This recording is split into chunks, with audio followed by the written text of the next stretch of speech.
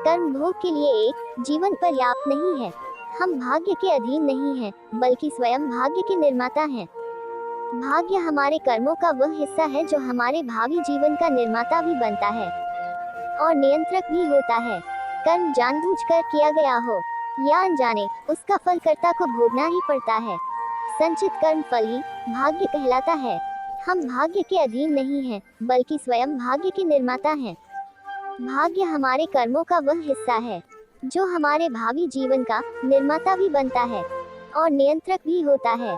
कर्म जानबूझकर किया गया हो या अनजाने, उसका फल कर्ता को भोगना ही पड़ता है। संचित कर्म फल ही भाग्य कहलाता है।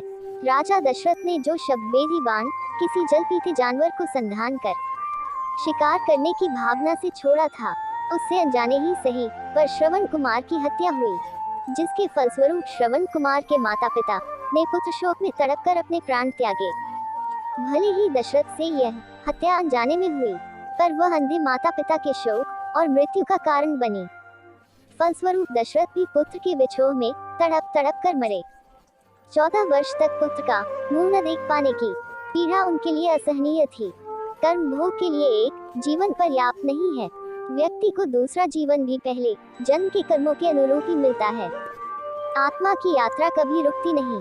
जीवन और मृत्यु वैसे ही भासित होने वाले सत्य हैं, जैसे दिन और रात। न सूर्य कभी डूबता है और न आत्मा कभी मरती है। हम बिना कर्म किए रह नहीं सकते और हर कर्म का प्रतिफल भी हमें ही भोगना होता है। जो बोया है वही काटने को मिलता है। इसी तरह हमें अच्छे आचरण पर आध्यात्मिक जीवन में गुरु कृपा या परमात्मा की अनुकंपा प्राप्त होती रहती है।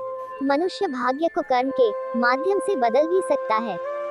जप तप आदि वे कर्म हैं जिनके माध्यम से भाग्य भी बदल जाता है। जैसे साधना के द्वारा अल्पायु के भाग्य वाले मार्कंडेय दीर्घकाल तक जीवन का भोग कर ऋषित्व को उपलब्ध हुए थे।